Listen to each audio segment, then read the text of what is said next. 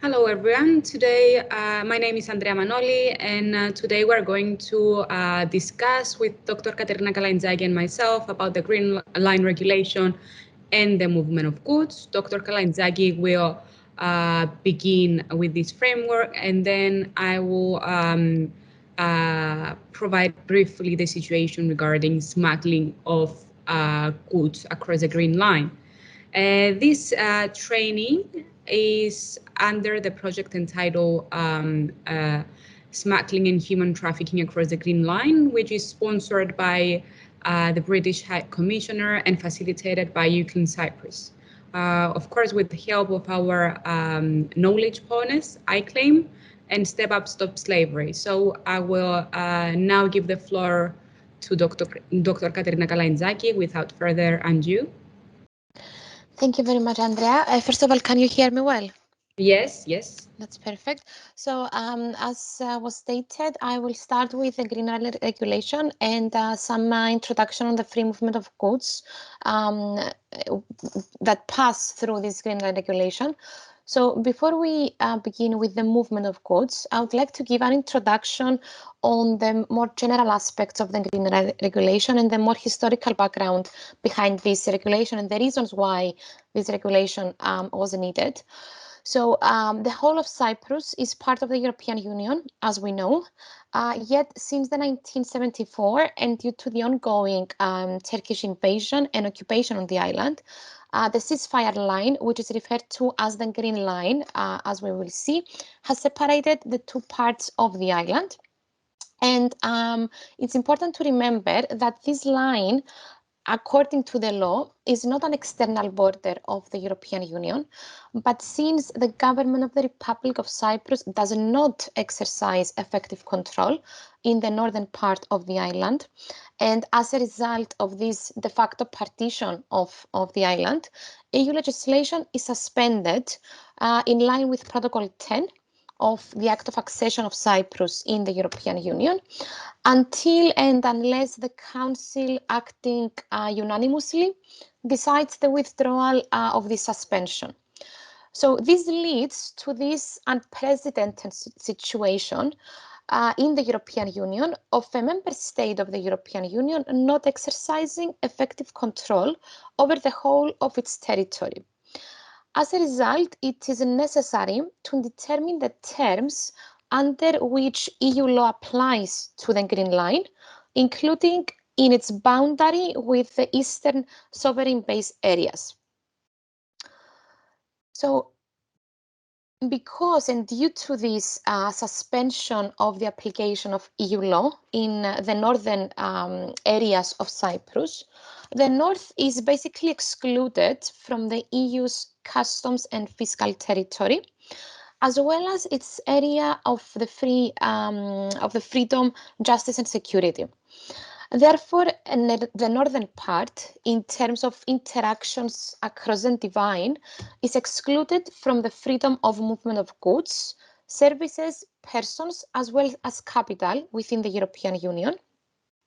And the non-governmental controlled areas, if we can call them so, are outside the EU's customs and fiscal territory, but this does not affect the personal rights of Turkish Cypriots as EU citizens. So Council Regulation 866 of 2004, so the so-called Greenland Regulation, as will be referred to in this training session, sets out the terms under which persons and goods can cross this line from the non-government controlled areas into the government controlled areas.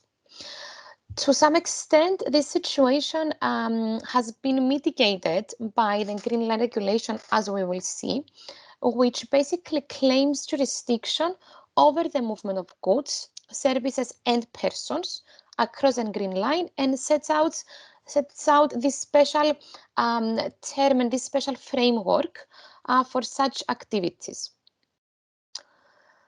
So, before we move to see exactly how the goods are moving from the controlled areas into the non-controlled areas and vice versa, I would like to show you the map and some historical and legal background so as to understand better the terminology and the objectives of this regulation. So the EU announced the conclusion of the accession negotiations with 10 candidate states, including Cyprus, at the Copenhagen European Council in December 2002. And this decision opened the path for this atypical case of EU enlargement because the island has been de facto divided, as I said, since the 1974.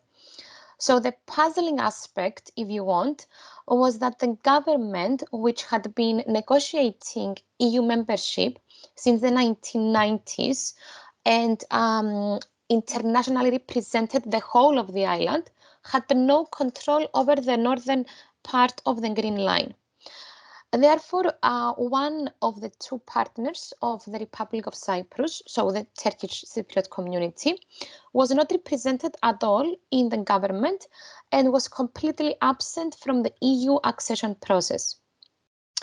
The first legal action taken to accommodate this situation was the attachment of Protocol 10 to the Act of Accession of April 2003.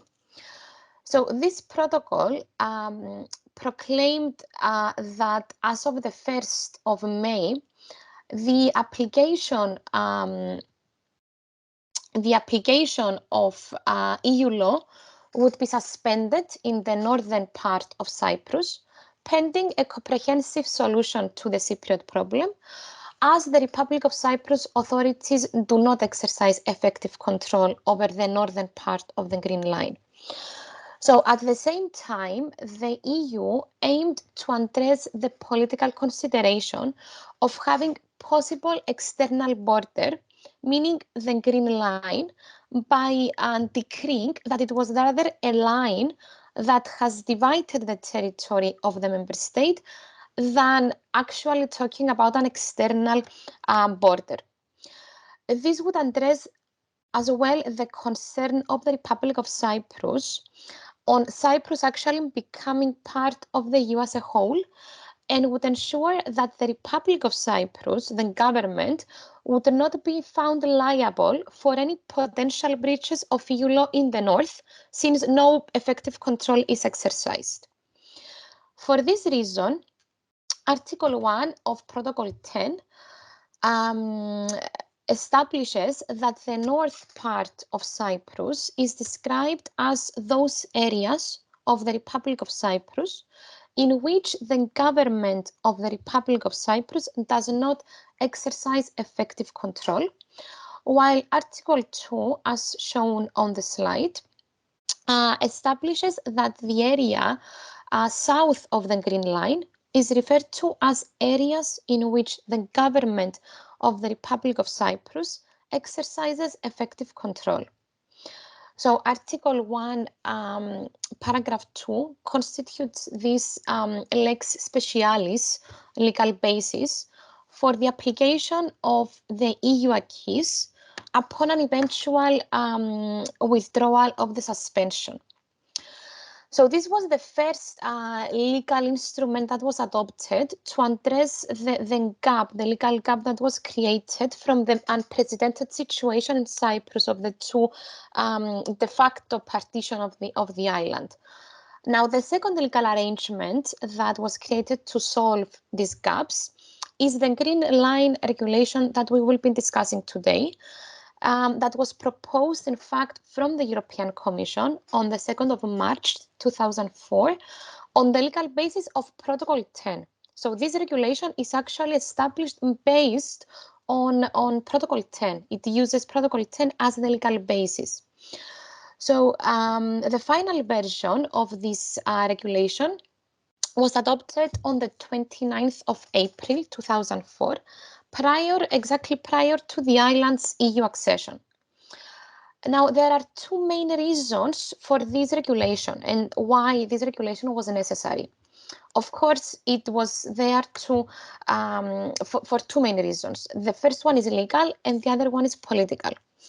The first one, as I explained, is a legal reason, which stems from Article 2 paragraph 1 of Protocol 10, which stipulates that the main decision is to suspend EU law in the northern part of Cyprus, which made it necessary to provide for the terms under which the relevant provisions of EU law shall apply to this line. In other words, at the interface of the areas where EU law does not apply and the areas where it does apply. So the first reason why Greenland Regulation was created is a legal one, and it is purely based on Protocol 10, and it is purely created to solve the legal gaps that are created on the application of EU law, basically. Now, apart from satisfying this legal need of accommodating the de facto division of Cyprus into EU law, there is a second reason for proposing the Greenland Regulation, which is purely political. So the EU did not want to completely deny Turkish Cypriots the benefit of Cyprus EU membership, even though the North would be territorially excluded from the application of EU law. So now that we have explained the two main legal arrangements, let's move to a bit more detail on the Greenland Regulation. So as we explained, following the EU accession of Cyprus in the European Union, the European Union attempted to facilitate and foster economic activity across the Green Line with this so-called Greenland Regulation.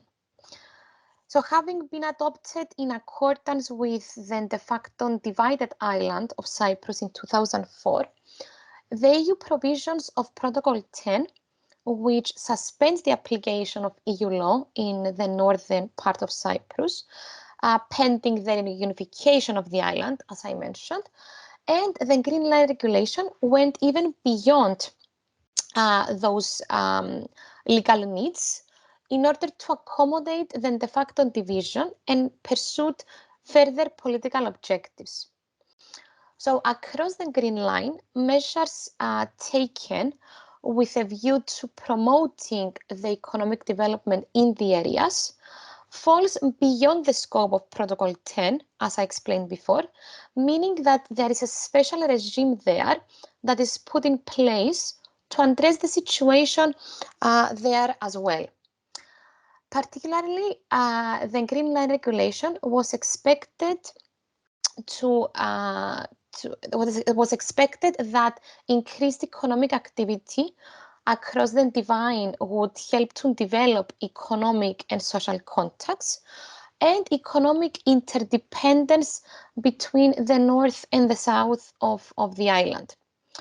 Ultimately, if achieved, these potential outcomes would facilitate the reunification of the island, or at least make it less problematic. And within this perspective, the Green Line Regulation's main purpose has been to provide a workable legal basis for the movement of goods, services, and persons across the Divine. Now, in the event of a settlement of the Cyprus problem, the Council, acting unanimously, would decide on adjustments to the terms of Cyprus's accession to the EU with regards to the Turkish Cypriot community.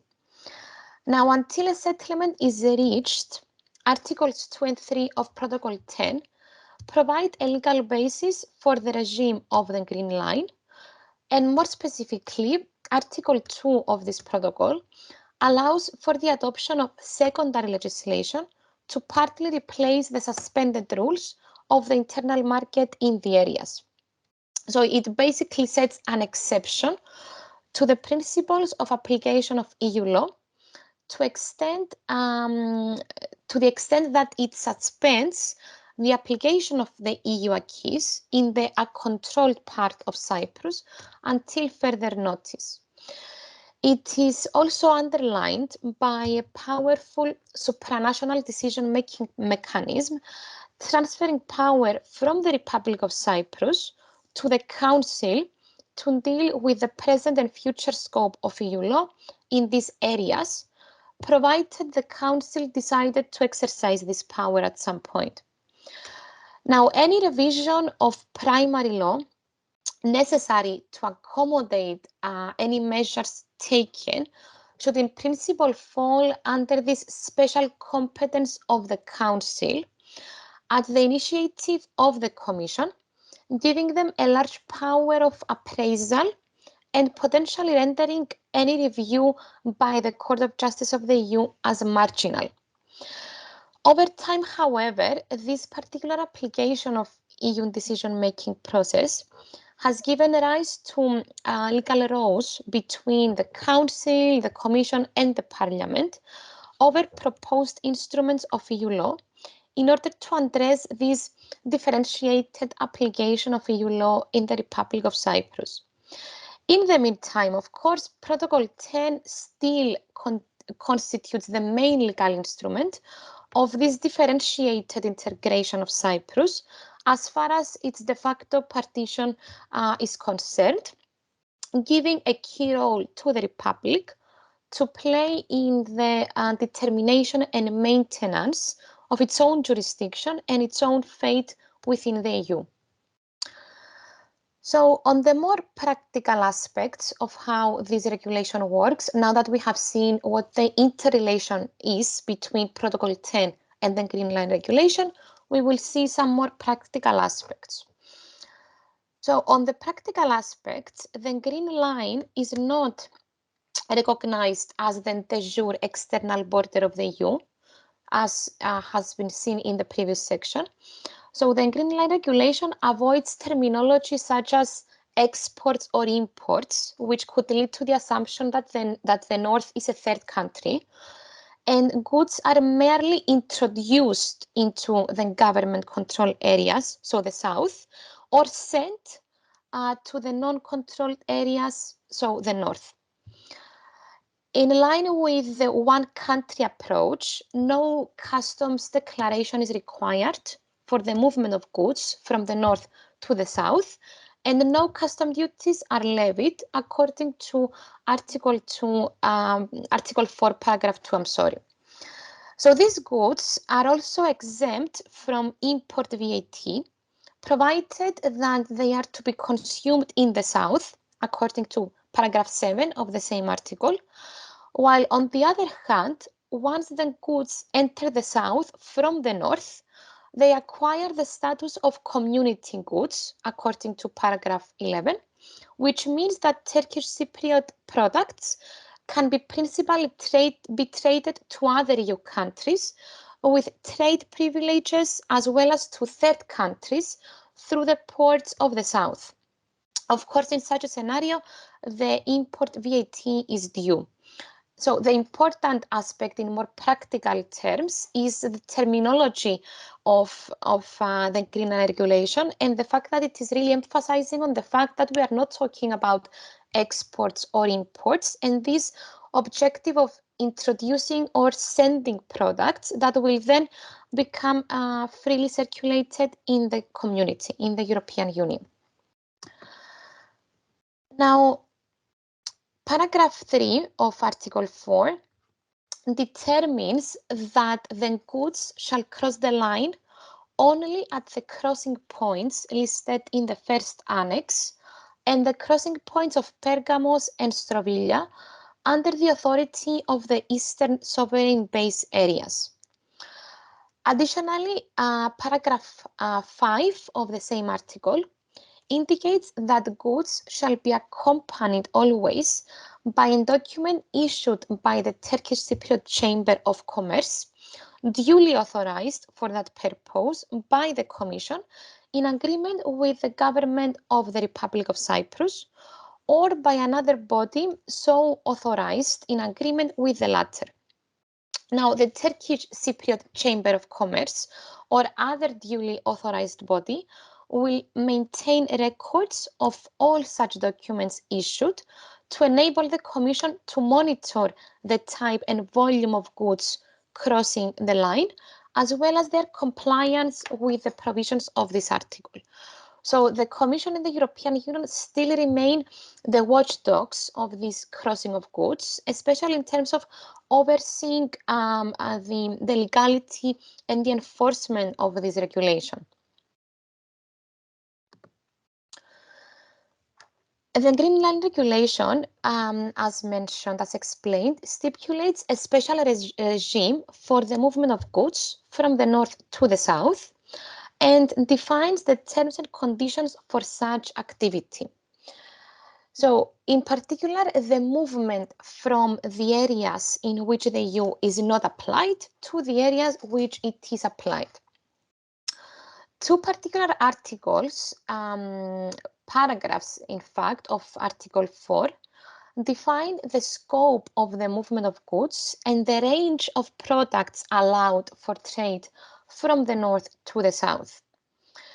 So paragraph 1 of Article 4 indicates that the goods may be introduced in the areas under the effective control of the government of the Republic of Cyprus on condition that they are wholly obtained in the areas not under effective control of the government of the Republic or have undergone their last substantial economically justified processing or working in an undertaking equipped for that purpose in the areas not under the effective control of the government. On this basis, the Greenland Regulation establishes a legal foundation for the movement of goods from the south to the north. However, it must be acknowledged that this article, Article 4, also imposes significant limitations to the scope of goods that can be in fact traded to goods that are either wholly obtained, such as agricultural products, for example, or processed, and in effect, goods are limited to those domestically produced in the north of Cyprus. So while products, mostly raw materials, imported into the north of Cyprus can contribute to the development of new domestic products through substantial processing, the Greenland Regulation excludes trade of any important end products across the divine, even if the product is from the customs union countries. Therefore, the terms of the Greenland Regulation give rise to this oxymoron, if we can call it so, that while the same products may be imported into the north and the south separately, movement of those products across the divine is prohibited. Additionally, if a customs union product was to be traded from the south to the north, under the Greenland Regulation specifications, it could not be reintroduced into the south. So these provisions inherently limit the movement of goods to those produced in the north of Cyprus and excludes the movement of goods that are imported to the north of Cyprus by basically limiting the scope of movement of goods and the potential volume of economic activity across the divine is also limited. Now, while the scope of the movement of goods is limited to domestic products of north of Cyprus, Article 4, paragraph 9 further limits the scope by excluding animals and animal products. In particular, the paragraph states that the movement across the line of live animals and animal products, which are subject to community veterinary requirements, shall be prohibited. So prohibitions in respect of specified live animals or animal products may be lifted by the Commission decisions, laid down the conditions applicable for trade adopted in accordance with other regulations of the Union. We can therefore conclude that although the Greenland Regulation provides a very effective legal basis for the movement of goods across the divine. By its design, the regulation carries a number of inherent limitations to the potential volume of economic activity across the divine.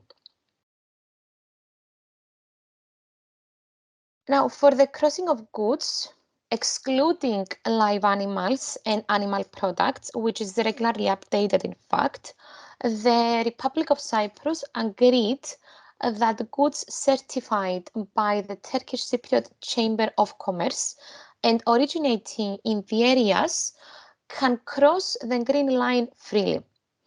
The goods are subject to applicable EU safety and phytosanitary requirements, and as long as these products are to be consumed in the Republic, no import taxes are due.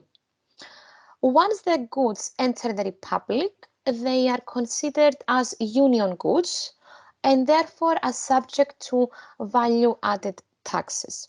So this is the summary of how the movement of goods work. And I will pass to Dr. Manoli for the smuggling of illicit goods, and we will continue the discussion in a bit.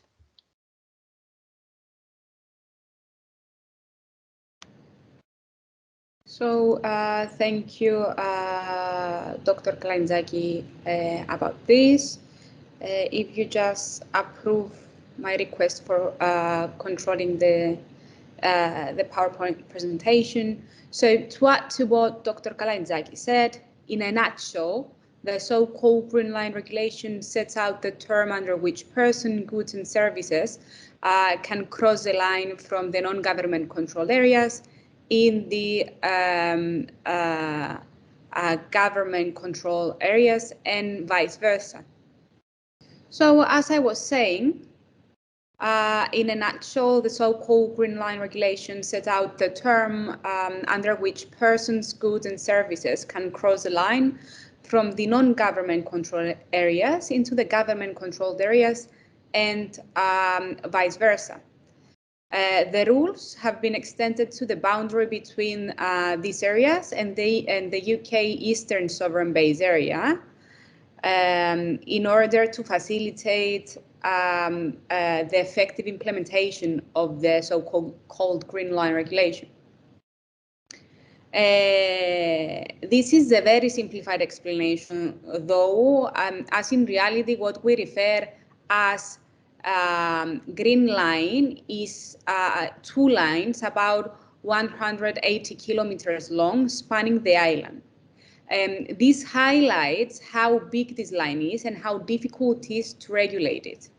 In 2019 alone, there was 3.7 million crossing by people who were shopping or socializing across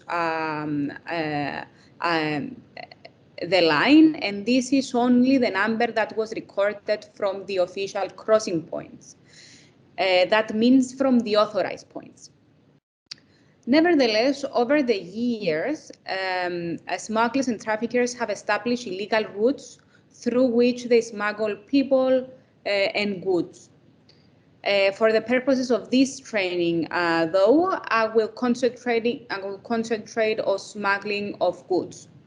So, due to the difficulty to regulate the Green Line, a lot of illicit activities became persistent, as I said. For example, human smuggling and smuggling of goods. To give an idea of what is happening across the Green Line, I will refer to some statistics from the annual report of the Commission, which states that in 2020, the Republic of Cyprus made 494 seizures of smuggled goods and decrease of 79% from last year. This decrease, though, in seizures reflected the general reduction in movement of persons as a result of the pandemic. Nevertheless, it is still substantial considering the restrictions that were in place at the time, which were very extensive, considering that we were for a very long time in quarantine, and that for a very long period, the crossing points were effectively closed. In the same period, in that being 2020, there was a notable decrease in smuggling of agricultural products, as well as in goods violating intellectual property rights, and the quantities of cigarettes and hand-rolling tobacco seized by the Republic of Cyprus at the Green Line. The most prominent smuggled products throughout the year seem to include tobacco, agriculture products, alcohol, cars, fuel, medicine, and pesticides. While there is a considerable violation of the framework regulating the movement of goods across the Green Line, in 2020, only seven prosecutions were brought before the competent courts of the Republic of Cyprus as cases of smuggling of small quantities of cigarettes were usually dealt with through the imposition of an administrative penalty and forfeiture. Before COVID, in 2018, for example, smuggling of goods remained widespread as a phenomenon that persists throughout the years. The Republic made 1,711 seizures of smuggled goods, an increase compared to previous years. The increase at that period of time was mostly in the quantities of cigarettes and hand-rolling tobacco. And at that point, it was attributed to the reduction in value of the Turkish lira against euro. In 2018, there was also an increase in the smuggling of goods which violated intellectual property rights. So, as I said in the beginning, the Green Line Regulation also extends to the sovereign base areas in order to assist the effective implementation of the regulation.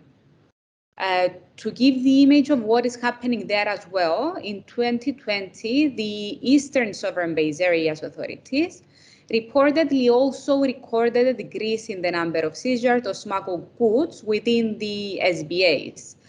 To be exact, the report of the Commission says that there were 138 seizures compared to 653 in 2019, which again was attributed to the COVID-19 related measures. Concerning the traditional supply of the Turkish Cypriot population in the village of Pila, located in the buffer zone in accordance with Article 410 of the Green Line Regulation, the quantities of construction materials, fish, cigarettes, etc., was monitored and recorded also by the SBA's administration. With regard to cases of smuggling of goods identified, any violations of the legal framework are punishable under law. As I said before, during 2020, only 7 prosecutions were brought in the district court for smuggling of illicit goods. Cases of smuggling of small quantities of cigarettes were usually dealt with through the imposition of an administrative penalty and forfeiture. Unfortunately, there are very few cases which can be identified online, and I have included the most recent one I could find from Silo in my third point in this presentation,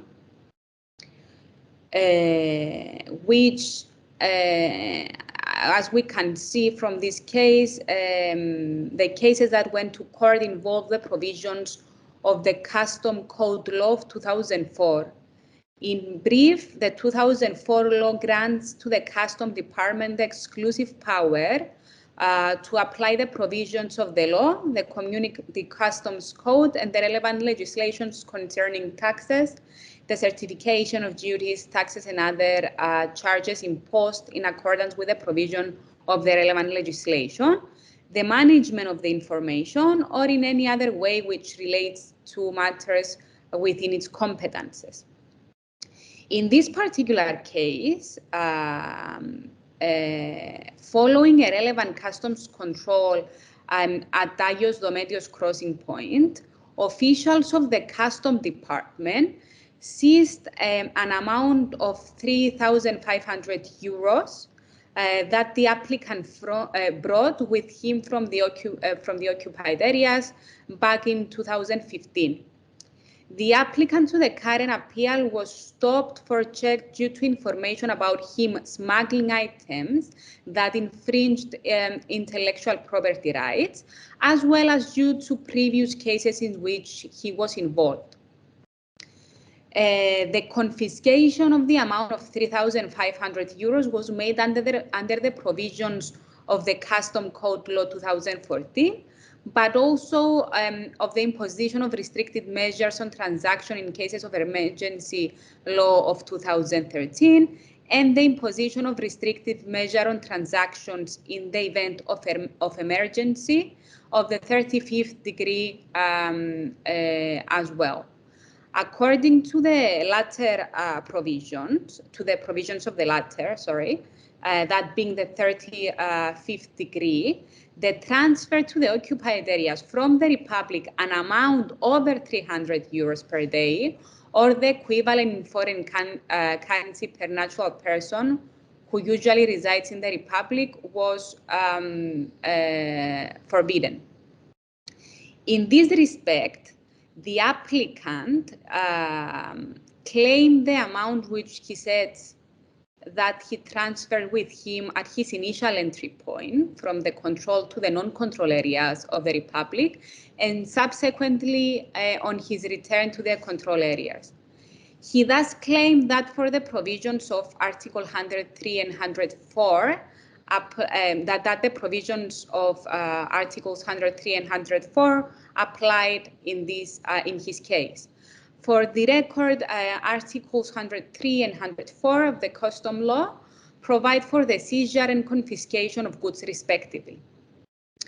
The applicant in this case also alleged that there was a violation of Article 23 of the Constitution of the Republic of Cyprus, which provides for the right to property, as well, of course, as Article 17 of the Charter of Fundamental Rights of the European Union, which also protects the right to property.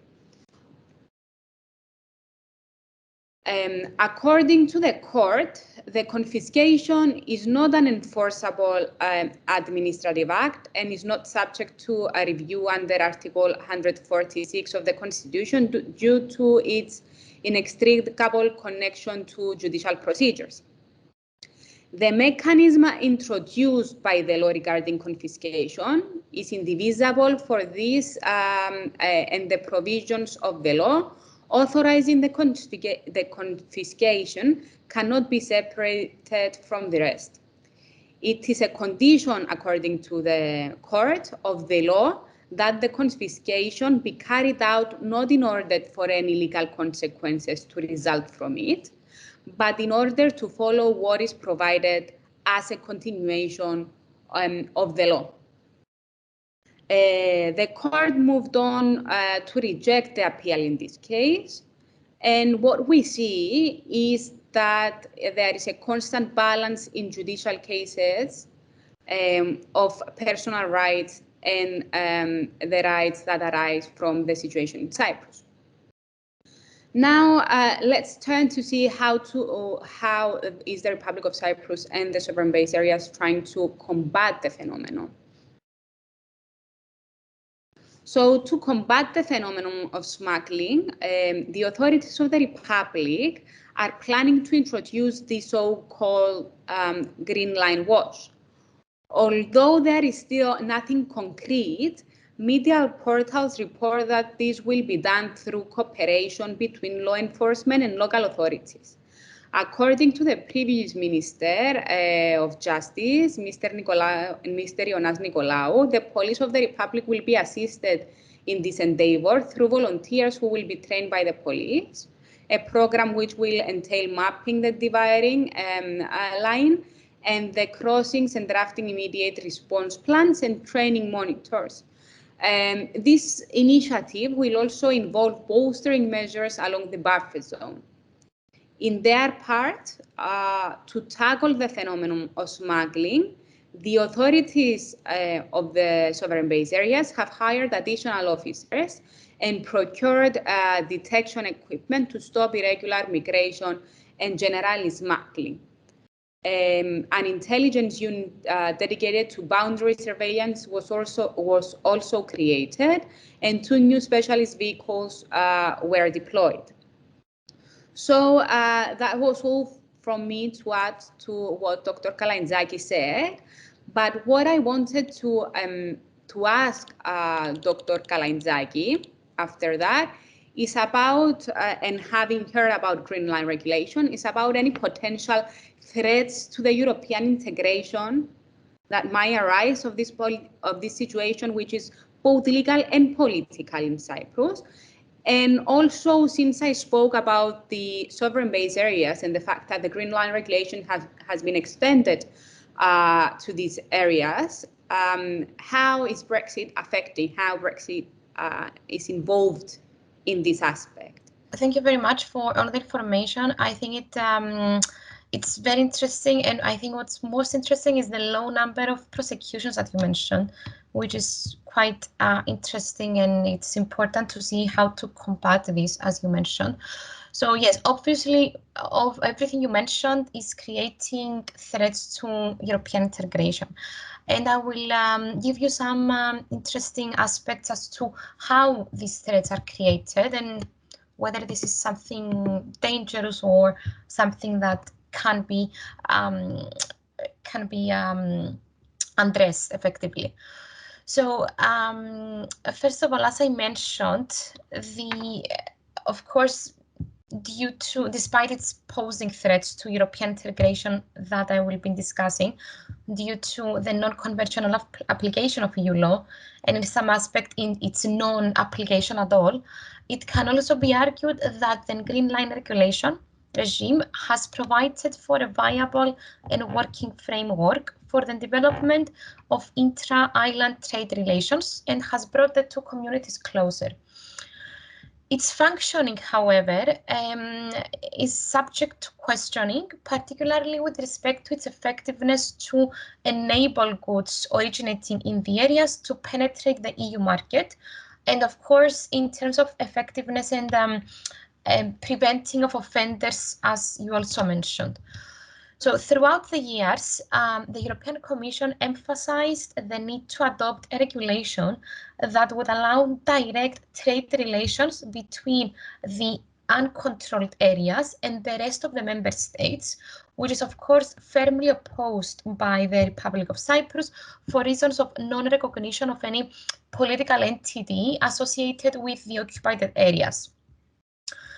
Now, as set out in the Commission's annual reports, on the functioning problems remain with this green line and how it is functioning through the regulation. Despite the calls for renewed adoption of legal instruments of EU secondary legislation, Protocol 10 remains to date the main legal basis for the particular or differentiated integration of the Republic of Cyprus in the EU, allowing the Republic to shield itself from full liability under the Treaty of Accession, as it cannot guarantee the implementation and enforcement of EU rules in the territory beyond its control, and therefore allowing it to keep control of its own fate within the EU. On the other hand, the Union acquis entails more than just a mere exclusion of liability clause, since it sets out the principles underlying the EU's policy towards the Turkish Cypriot community.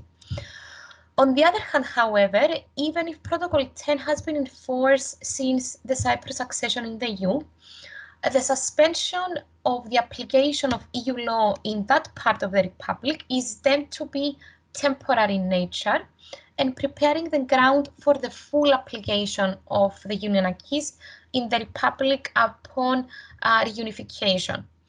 So in the meantime, Protocol 10 has been one of the legal bases, as I mentioned, for adopting measures towards the economic development of the Turkish Cypriot community, such as the Financial Aid Regulation, whose aim is to facilitate the reunification of Cyprus by encouraging the economic development of the uncontrolled areas of the Turkish Cypriot community.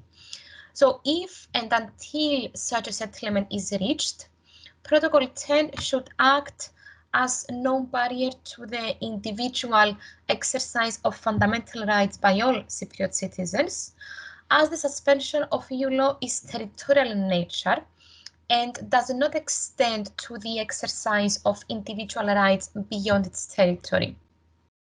In particular, the rights of Cypriot nationals, including the members of the Cypriot Turkish community, to move within Cyprus and other member states, as well as their rights as EU citizens, cannot be restricted. The Greenland Regulation also governs the crossing of persons, including the third country nationals, with the aim of compacting illegal immigration, which is of course not part of this training, but it's quite interesting as well.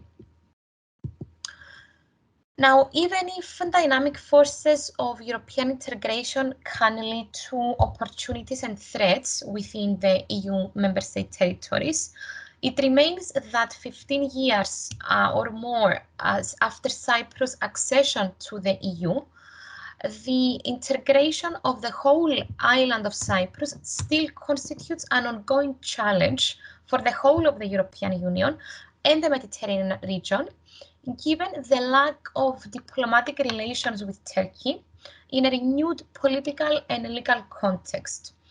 So such opportunities for and threats to European integration can be found in other troubled areas throughout the EU, some of which are revived or exacerbated by Brexit. So the Greenland Regulation is also relevant to the consequences that Brexit had on Cyprus, especially because of the legal status of the sovereign base areas in Cyprus, as Andrea mentioned, under EU law, which is basically the legal status, the sovereign base areas in Cyprus under EU law, is sui generis to the extent that EU treaties apply selectively to the remain of a UK crown colony, if we can call it so, whereas the sovereign base areas are part of the EU's customs union together with the Republic of Cyprus. So, as an illustration of this differentiated integration, the sovereign base areas in fact became the first constituent part of a sovereign British colony, British territory, to officially adopt the euro currency due to the introduction of the euro in the Republic of Cyprus and the fact that the Cypriot citizens live in the sovereign base areas.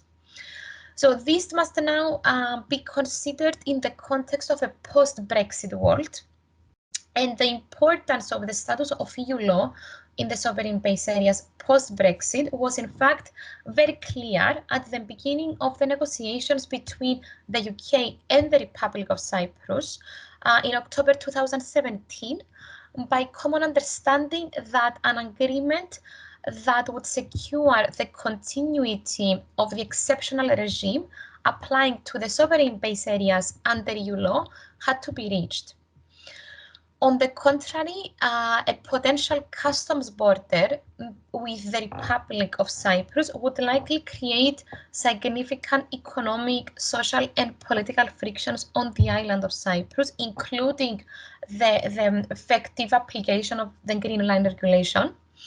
And the failure to reach an agreement on this point would have meant that the UK would be in violation of international law, namely of its intentions under the Treaty of Establishment, not to create custom posts or other frontier barriers between the sovereign base areas and the Republic, and not to establish a commercial or civilian seaports or airports as explicitly stated in the withdrawal agreement.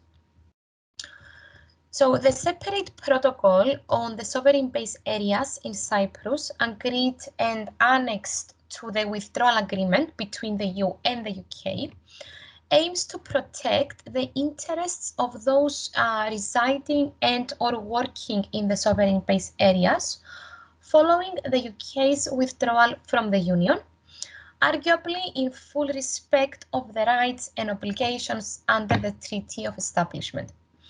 Particularly, the aim of the protocol is to ensure that EU law will continue to apply in the sovereign base areas as currently provided in Protocol number 3 of the Treaty of Accession, with no disruption or loss of rights, especially for Cypriot civilians living or working in the areas of the sovereign base areas. This applies to several policy areas, including taxation, goods, agriculture, fisheries, veterinary and phytosanitary rules. And at the same time, the protocol recognizes the need to provide for specific arrangements for the checks on goods and persons crossing the external borders of the sovereign base areas, and the terms under which the relevant provisions of EU law apply to the line between the areas, the occupied areas, and the sovereign base areas of the Kelia. With respect to the EU's custom union, the withdrawal agreement states that under Article 2, Paragraph 2 of the withdrawal agreement, that the sovereign base areas shall be part of the customs union after the UK's withdrawal from the union, and therefore the provisions of union law on customs and common commercial policies, including provisions on custom controls of specific goods, continue to apply to and in the sovereign base areas. So post-Brexit, the sovereign base areas are added to the list of parts of third countries that belong to the EU's custom union. Moreover, the protocol stresses that the goods produced in the sovereign base areas and placed on the market in the customs union shall be considered to be goods in free circulation, while all goods intended to be used and exported in or from the sovereign base areas must exit Cyprus through the civilian airports and seaports of the Republic of Cyprus, while all custom formalities, custom controls, and collection of related import duties shall be carried out by the authorities of the Republic of Cyprus.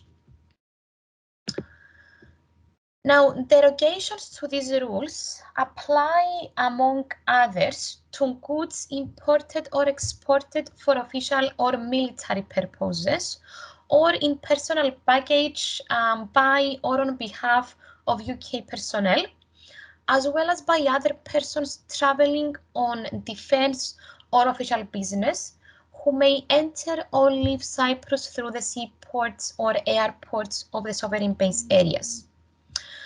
Now, with regards to the protection of the rights to social security of persons resident or employed in the sovereign base areas, this protocol annexed to the withdrawal agreement does not provide for a specific arrangement post-Brexit, but indicates rather that the UK and the Republic of Cyprus shall make further arrangements where necessary to ensure the proper implementation of Article 4 of Protocol number 3 after the end of the transition period, which was basically almost 1 year ago, in the end of 2020. In other words, the protocol confirmed the continuity of the pre-Brexit system, namely that persons resident or employed in the sovereign base areas shall be treated as if they were resident or employed in the territory of the Republic for the purposes of the regulation on the application of social security schemes, and gave discretion to the parties involved as to how to ensure the effective and proper implementation in the future. Another important topic is actually the checks on person crossing the external borders of the sovereign base areas, which according to Article 7 of the protocol will continue to be carried out by the United Kingdom. These checks shall include the verification of travel documents, and anyone crossing shall undergo at least one such check to establish their identity. When it comes to UK and third country nationals, they are only permitted to cross the external border of the sovereign base areas if they possess a valid travel document, a valid visa for the Republic of Cyprus, if required, and are engaged in a defense-related activity, or if they are family members of a person who is engaged in such activities. In addition, the crossing points of Pergamos and Strovilla in the eastern sovereign base areas shall be treated as part of the external borders of the sovereign base areas, and the UK authorities are conducting the checks of persons crossing according to the withdrawal agreement. This is particularly important considering that the Republic of Cyprus seems to have raised the issue of controlling the external boundaries during the negotiations with the UK, including the checks conducted at the crossing points of the line that divides the island because of this age-old conflict that we discussed. The UK authorities, however, refused to devolve or share the task of controlling the crossing points of the Republic, which was deemed necessary for the proper functioning of the Greenland Regulation at the end of the transition period. Therefore, as a result of the post-Brexit arrangements in the sovereign base areas, the task of implementing an important EU legislation mechanism, that of the Greenland Regulation that we discussed, is now entrusted to the authorities of a non-EU member state, a somewhat incoherent and controversial scenario.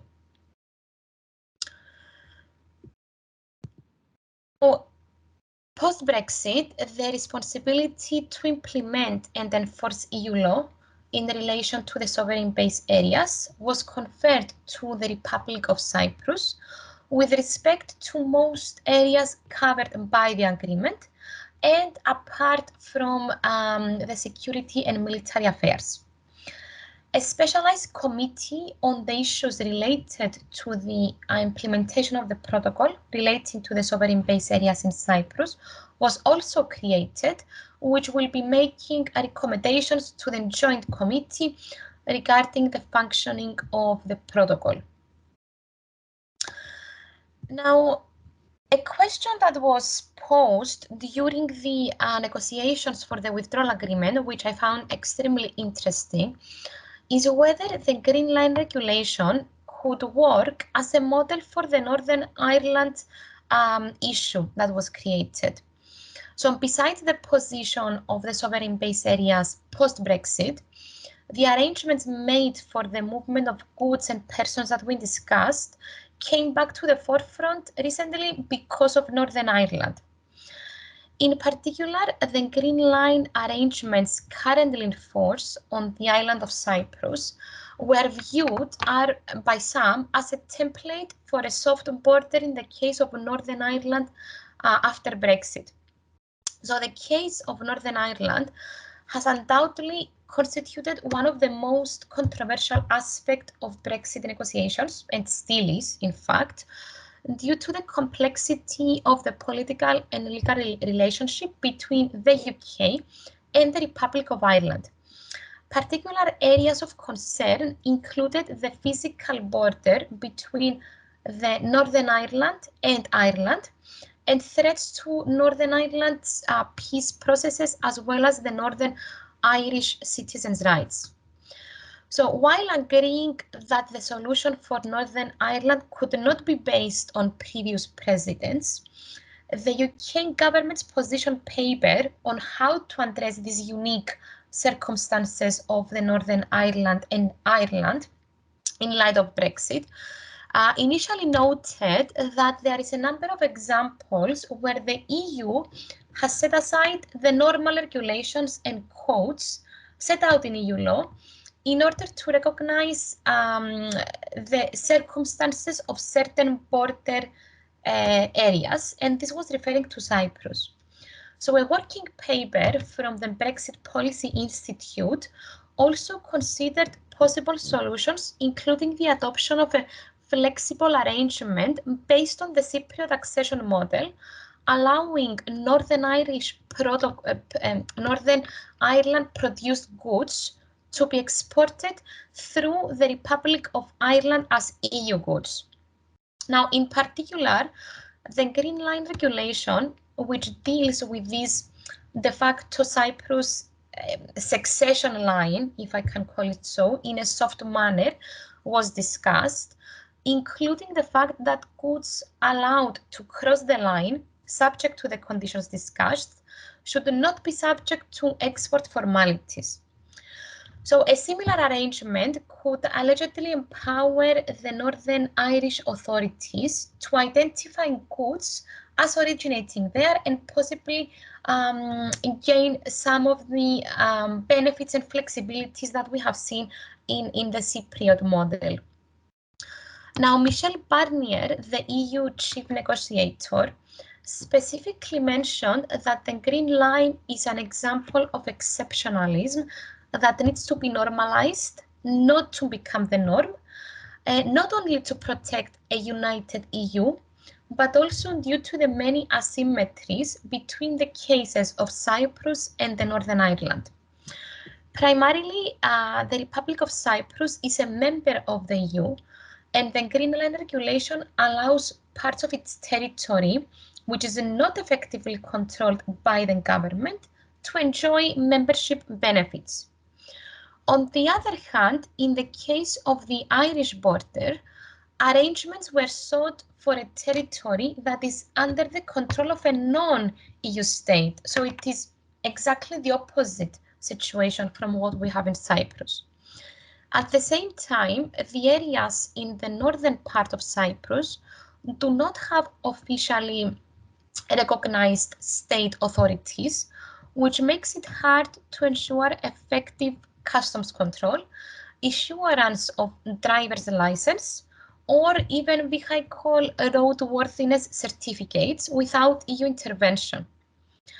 Moreover, besides the temporary suspension of provisions regarding the Union's custom and fiscal territory, the areas beyond the control of the Republic of Cyprus are also outside the area of freedom, justice, and security.